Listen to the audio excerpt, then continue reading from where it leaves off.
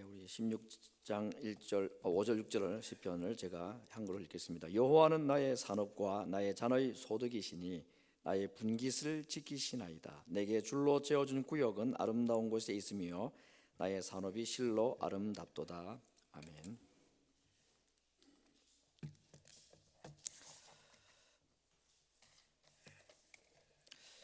오늘 본문에서 저는 두 가지 단어를 중심으로 말씀을 드리겠습니다. 하나는 줄로 재어준 구역이라는 단어와 두 번째는 기업이라는 단어를 말씀을 중점적으로 생각을 하고자 합니다.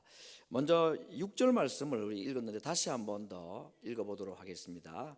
내게 줄로 재어준 구역은 아름다운 곳에 있으며 나의 기업이 실로 아름답도다.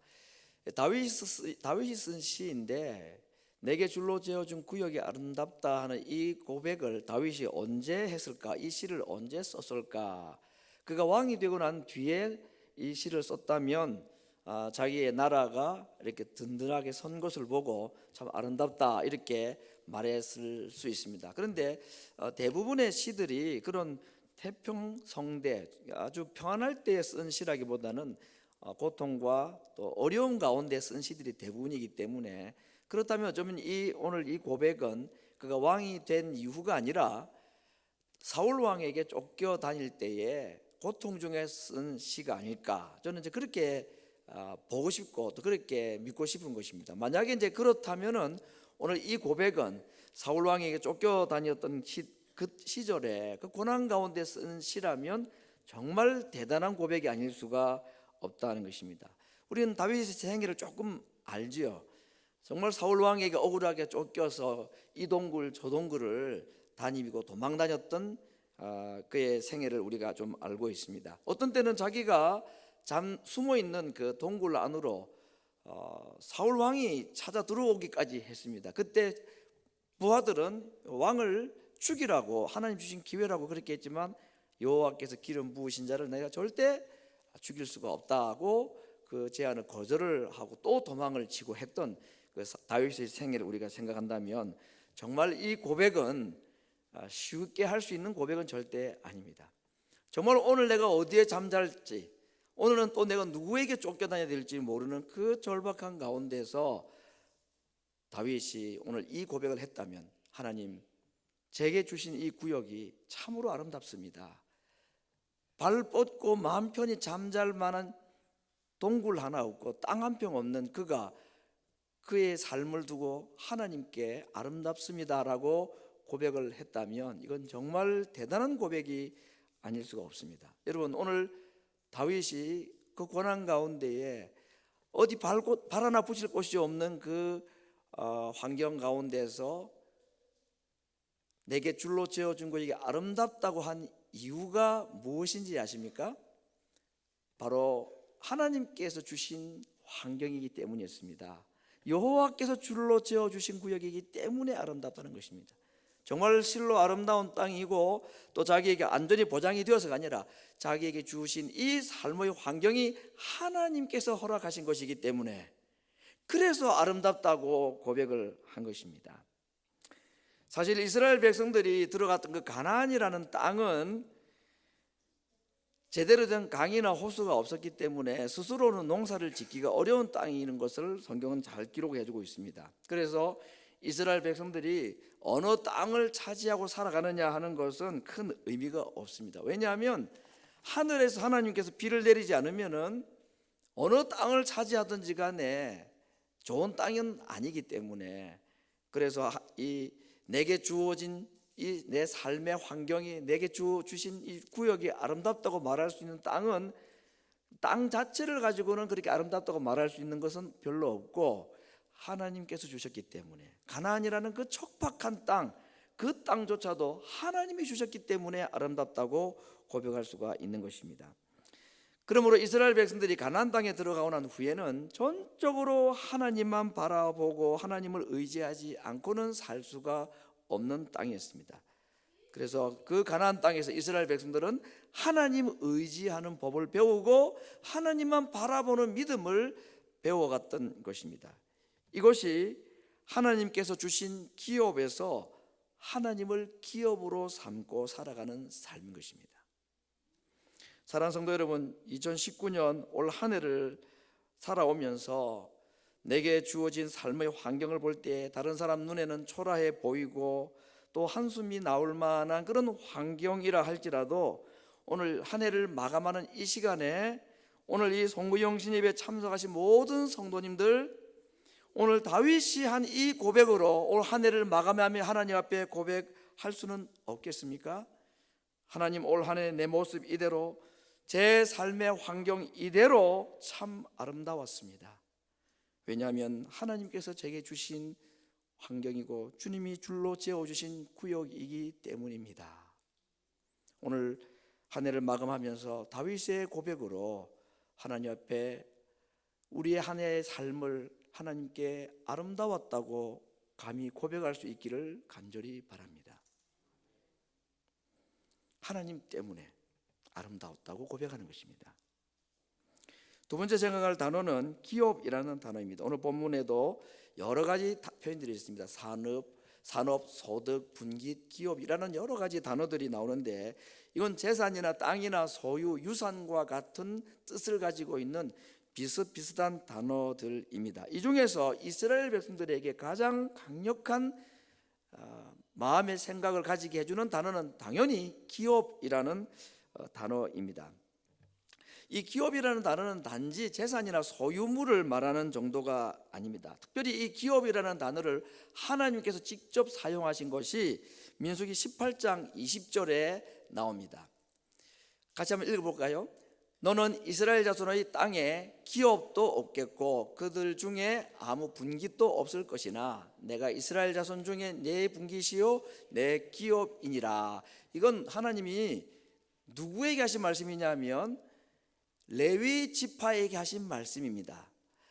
하나님께서 이스라엘 백성들을 가나안으로 들여보내시고 난 뒤에 12지파에게 땅을 나누어 주셨습니다. 그런데 레위 지파에게는 농사 지을 땅을 주지를 않으셨습니다. 그 이유는 레위 지파는 전적으로 성전 봉사만 하도록 하고 나머지 12지파가 땅을 차지하고 그 땅에서 농사를 지어서 그 농산물을 가지고 하나님께 제사도 드리고 제사장들에게 필요한 물질도 헌신을 하고 이렇게 하도록 하셨기 때문입니다. 하나님께서 레위 지파에게 농사 지을 땅을 안 주셨다 그러면 굶어 죽으란 말 아닌가요? 어디서 먹을 게 있습니까? 요즘 같으면 뭐 자이언트 가서 살 수 있지만 옛날에는 그 물건을 사고 팔고 하고 그렇게 농산물을 그렇게 할 수 있는 게 아니라 농사를 지어야 먹을 것이 있는 것입니다. 그러므로 오늘 레위 지파에게 하나님께서 농토를 주지 않았다는 말은 청청병력과 같은 끔찍한 선언이 아닐 수 없습니다. 뭘 먹으라고요? 그렇게 물을 수밖에 없는 것입니다. 하나님께서는 어떻게 레위 지파들을 먹이시기를 원하셨습니까? 오늘 하나님께서 말씀하셨습니다. 내가 너희들에게 농토는 주지 아니하지만 내가 너희들에게 기업을 주겠다. 근데 그 기업이 누구입니까? 무엇입니까? 내가 너희들의 기업이라 그랬습니다. 하나님이 레위 지파의 기업이라고 말씀을 하셨습니다. 여러분, 기업이라는 단어, 이 농토라는 것은 없으면 생존할 수 없는 것이 고대 사회의 이 기업의 의미입니다. 농사 지을 땅이 없다. 오늘 말하면은 내가 돈을 벌 수 있는 비즈니스가 없다는 것입니다. 내가 직장이 없다는 것입니다. 어떻게 먹고 삽니까? 크레딧 카드로 삽니까? 아니, 직장이 없고 내가 하는 사업처가 없다면 남의 집에서 남의 가게 일을 하든 내 기업이든 내가 먹고 살기 위해서는 이 기업이라는 게 있어야 되죠. 직장이라는 게 있어야 합니다. 그런데 레위 지파에게 하나님께서 직장을 안 주셨다는 겁니다. 땅을 안 주셨다는 겁니다. 내가 너희들의 기업이 되겠다. 그러면 이스라엘 백성들은 12지파는 땅에서 나는 농산물을 먹지만 레위 지파는 누가 주는 것으로 먹고 살 수밖에 없을까? 하나님이 주시는 것으로만 먹고 살 수 있도록 정말 레위 지파는 큰 모험을 할 수밖에 없는 그런 부름에 헌신을 했던 자들인 것입니다. 농토가 없다, 기업이 없다, 정말 그것이 없으면 살 수가 없는 것, 생존이 불가능한 것인데 하나님께서 레위 지파에게 내가 너희들의 기업이다 하는 이 말은 무슨 말일까요?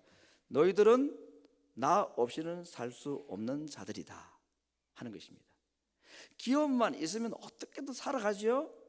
그러므로 레위 지파에게 내가 너희의 기업이라는 말은 나만 있으면 너희는 살 수 있다는 말 아닙니까? 하나님께서 레위 지파에게 내가 너희의 기업이라는 얘기는 너희는 나 없이는 살 수 없는 자들이고, 그러나 너희가 나를 믿고 나만 의지하면 너희는 살 수가 있다는 것을 말씀하는 것입니다. 하나님께서 레위 지파와 자신의 관계를 자기가 기업이라고 말씀을 하셨는데, 그러면 나머지 12지파는 땅이 그들의 기업입니까? 나머지 12지파도 레위 지파와 하나님과의 관계를 가지기를 원하셨습니다. 그래서 레위 지파를 대표로 뽑아가지고 너희는 이렇게 살아야 된다 하고 이스라엘 12지파 모두에게 말씀하신 것입니다. 어떻게 사는 것입니까? 여호와를 기업으로 삼고 살아야 된다. 땅에 있는 농토를 가지고 땅의 기업으로 살 자들이 아니라 너희도 레위 지파로 살아야 되고, 너희도 레위 지파처럼 하나님을 기업으로 산다는 말은 무슨 말일까요? 내가 아무리 가진 것이 없고 내게 줄로 재어준 구역에 형편이 없어도 누구만 내게 있으면, 하나님만 내게 있으면 나는 살 수 있습니다 하는 것이고, 땅의 모든 것을 가졌다 할지라도 참 기업이신 하나님을 내가 놓쳐버리면 나는 아무것도 가진 것이 없고 나는 이 땅을 살 수가 없는 자입니다. 이게 하나님께서 우리에게 자신을 기업으로 받아들이고 기업으로 믿으라고 하시는 말씀의 의미인 것입니다. 사랑하는 성도 여러분, 하나님께서 우리에게 기업을 주셨는데 하나님이 우리에게 기업이 되기를 원하신다는 사실을 믿으시기를 바랍니다. 땅의 모든 기업보다도 기업이신, 참 기업이신 하나님, 그 하나님이 없이는 우리는 이 세상을 살아갈 수 없는 자들입니다. 그러나 땅의 구역이 아무리 가진 곳이 없다 할지라도 하나님이 나의 기업이기만 하신다면 안심하고 이 땅을 살아갈 수 있는 것, 이것이 여호와를 기업으로 삼고 살아가는 자들의 자신감이고 담대함은 아니겠습니까? 2020년 이 하나님의 나의 기업 되시는 이 믿음으로 한번 살아가 보지 않으시겠습니까? 땅의 기업을 가지고 내가 평생 살 수 있을 것이라 생각하는 그 교만이 아니라 하나님이 아니면 저는 살아갈 수가 없는 자입니다. 이 하나님의 기업 되심을 고백하는 한 해가 되기를 진심으로 바랍니다. 오늘 하나님께서 이 땅과 관련해서, 기업과 관련해서 세 가지를 말씀을 하신 것을 오늘 제가 정리를 해봅니다. 첫 번째, 하나님은 어떤 분이십니까? 기업을 나누어 주시는 분입니다. 12지파에게 땅을 나누어 주셨듯이, 어느 땅이 좋은가 하는 것은 별로 의미가 없다 그랬습니다. 가나안 땅은, 그렇죠? 어느 땅을 차지하든지 간에 이스라엘 이 가나안 땅은 농사가 되고 기업이 기업의 역할을 하기 위해서는 하늘에서 비를 내려주셔야 되기 때문에 적당한 비, 이른 비와 늦은 비가 있어야 땅이 땅의 역할을 하는 것이고 기업이 기업의 역할을 하는 것입니다. 그러므로 하나님은 우리에게 기업을 주실 뿐만 아니라 그 기업이 되도록 하시는 분이시다 하는 것입니다. 그것이 바로 하나님 자신이 기업이라는 말씀의 의미인 것입니다. 하나님은 기업을 나눠 주시는 분이시기도 하지만 하나님 자신이 우리의 기업이 되십니다. 그래서 하나님을 믿고 그 하나님을 자기의 가장 중요한 기업으로 삼느냐 안 삼느냐에 따라서 이 땅의 삶의 승패가 달려 있는 것입니다. 어느 기업, 어느 땅을 얼마나 많이 차지했느냐에 달려 있지 않고 기업 주시는 하나님을 어떤 분으로 고백하는 것? 기업으로 고백하는 것. 한번 따라해 보실까요? 기업 주시는 하나님을 기업으로 고백합니다. 어렵습니까? 이해되시죠? 하나님은 나에게 기업을 주시는 분이시지만 동시에 하나님 자신이 우리에게 기업이 되신다고 말씀하셨습니다. 그러므로 혹시 기업 주시는 자가 내게 줄로 재어준 구역이 크고 높지 아니하다 할지라도 기업 주시는 하나님을 나의 기업으로 믿는다면 그는 모든 것을 가진 자입니다. 가나안 땅은 이런 믿음을 가지고 살아가야 된다는 것을 말씀을 해주고 있는 것입니다. 세 번째, 우리에게 주신 놀라운 기업에 대한 하나님의 약속이 하나 더 있습니다. 그것은 무엇이냐면 하나님께서 우리 자신을 기업으로 삼으셨다 하는 것입니다. 이사야 43장 1절에 있는 말씀, 야곱아 너를 창조하신 여호와께서 이제 말씀하시느니라. 이스라엘아 너를 조성하신 자가 이제 말씀하시니라. 너는 두려워 말라. 내가 너를 구속하였고 내가 너를 지명하여 불렀나니 너는 내 것이라. 하나님이 우리의 기업이지만 동시에 하나님이 우리를 자신의 것으로, 자신의 기업이라고 말씀하셨습니다. 기업은 절대로 없어서는 안 되는 것입니다. 기업이 없이는 살 수가 없는 것입니다. 우리는 하나님 없이는 살 수 없는 자들이고 하나님은 우리 없이 살 수 없으신 분이라고 말씀했습니다.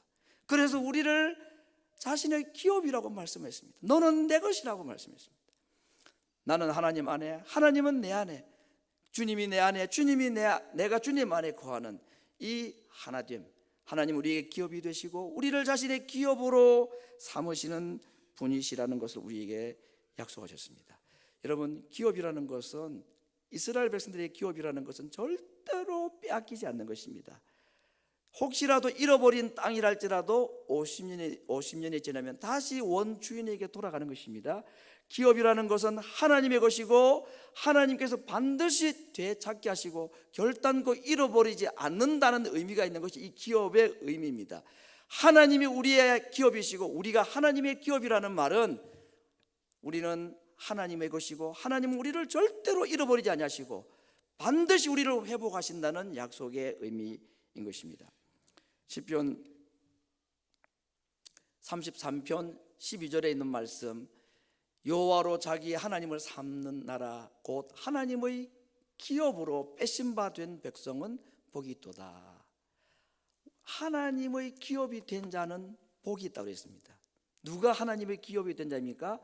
하나님을 기업으로 믿는 자가, 하나님이 나의 모든 것이 주인입니다, 하나님이 나에게 기업이 되십니다라고 고백하는 자가 하나님의 기업이라 그랬습니다.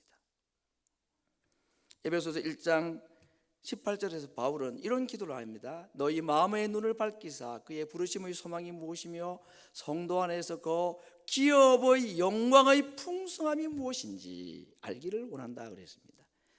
하나님 안에 가지고 있는 이 기업, 내가 하나님의 기업이 되고 하나님이 나의 기업이 되신다는 이 기업의 풍성함이 얼마나 큰지를 우리의 마음의 눈을 밝혀서 보게 해달라고 오늘 우리가 기도할 수 있기를 원합니다.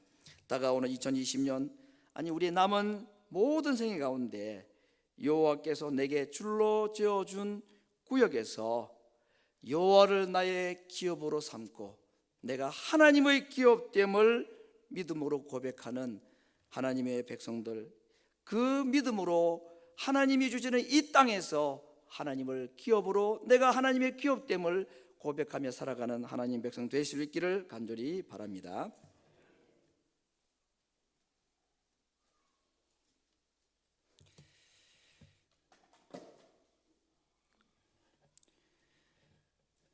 We don't know exactly when David wrote this psalm, but we do know that he wrote this. If he did so, especially if he wrote this psalm when he was still running for his life away from Saul, this is an amazing portion of his poems and praise songs. Because while he was running for his life, he got no place to rest, he got no time to relax, and yet he's still making this confession that says, Lord, you alone are my portion and my cup. You make my lot secure. And then verse 6, it said, the boundary lines have fallen for me in pleasant places. Obviously, he was not in pleasant places, but yet his confession was that God has placed him, King David, in pleasant places. When you consider his personal circumstances, that's the first thing, or not the first thing that would come to his mind. And yet you see David praising the fact that God allowed him to be in those circumstances because The boundary lines, he says, have fallen for me in pleasant places. All that is to say, all these circumstances were allowed by his God himself. In response, he's simply praising him for being who he is. So the fact that he says the boundary lines have fallen for him in pleasant places is an amazing praise statement. Because what he's saying is that I understand my circumstances are not that pleasant, and yet I know that God has allowed this circumstance to occur in my life, and therefore he is in control, and therefore he is sovereign Lord, and therefore I can completely rely on him. Now, the concept of portion is very special in this passage. As you notice in verse 5 and 6, David uses different words to describe the same thing: portion, lot, inheritance. They all mean the same thing. And what David is saying, that God is the one who is giving the portion or inheritance or the lot to every individual. Now, you got to understand the original context of the word, where the word comes from the distribution of the land, of the promised land, that is. God was giving each tribe a different portion of the land. And God was the one who was dividing, who was distributing the land. Some tribes got bigger pieces of land than others. And what David is saying, sometimes you feel that your portion of the land, what you own, your inheritance, your lot, seems to be very much different from other people, seems smaller than others, and yet trust in the fact that God is the sovereign Lord who has given you that piece of land.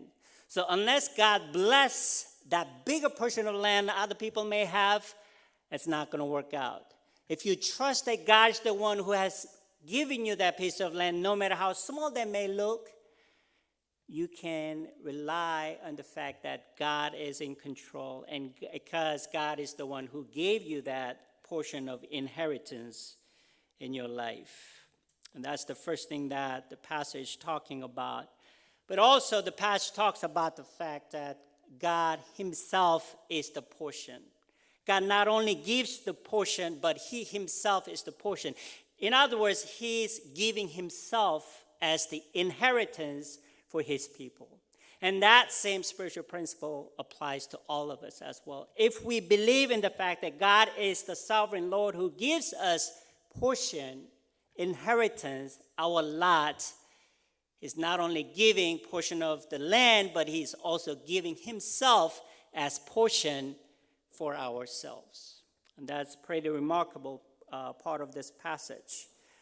The Lord said to the Levites, "You will have no inheritance in their land, nor will you have any share among them." Why? Because I myself am your share. I myself am your inheritance among the Israelites. Levites, the tribe of Levites, did not get any portion. To them, God declared, "I am giving myself to you as your lot, as your portion, as your inheritance."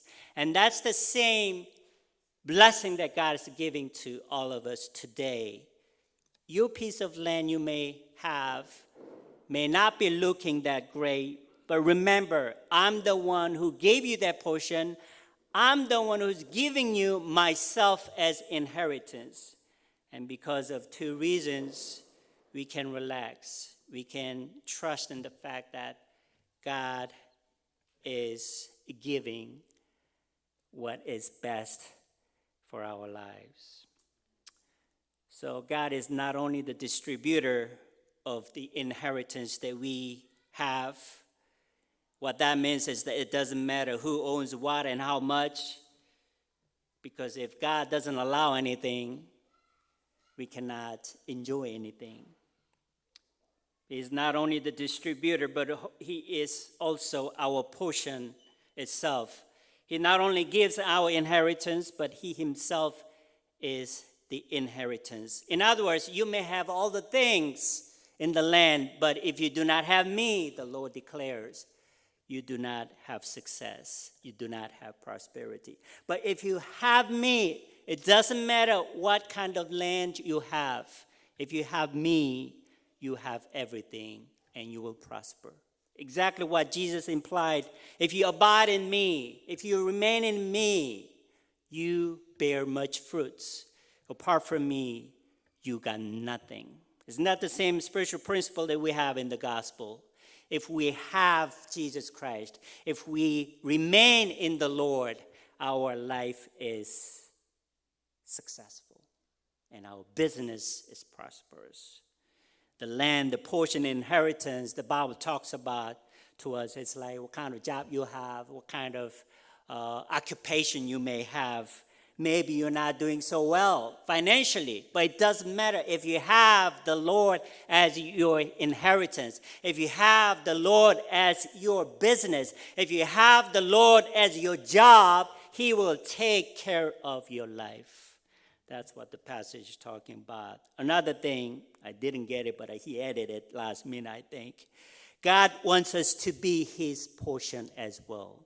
He's not giving us just a portion or piece of land to work with, but we become God's portion itself. In other words, we belong to Him. He owns us. He owns our business. He owns our lives, and therefore, we do not do anything apart from God's sovereign care. Psalm 33, verse 12, it says, "Blessed is the nation whose God is the Lord, the people He chose for inheritance." God has called us, God has appointed us as His portion. That's what the Bible is talking about. Paul also says to the people, believers in the church of Ephesus, chapter 1, verse 18, "I pray that the eyes of your heart will be open and enlightened in order that you may know the hope to which He has called you, the riches of His glorious inheritance in His holy people." Dear brothers and sisters, tonight God is calling you as His portion. Tonight God is giving you His portion. Tonight He wants us to trust that He, our God, is our lot. Our God is our inheritance. And as we come to the Lord's table tonight, let us remember all the blessings that we may enjoy are not possible apart from our lot, our portion, our inheritance, Jesus Christ. So may I humbly invite all of you to come to the table tonight with a sense of humility, with a sense of gratitude, but also with a sense of great anticipation and excitement that our portion, our Lord, our inheritance is willing to give everything He has so that our lives will be abundant here and now. Let us spend a couple of minutes together. 다 같이 잠시 기도하시겠습니다. 성찬 준비하는 마음으로 또 우리가 주님을 우리의 축복으로, 우리의 기업으로 여기면서 이 귀한 성찬에 참여할 수 있도록 우리의 마음에 부족한 것이 있으면 채워주시고, 또 우리가 이 귀한 성찬을 참여함으로써 하나님의 놀라운 은혜가 있는 시간이 될 수 있도록 다 같이 기도하겠습니다.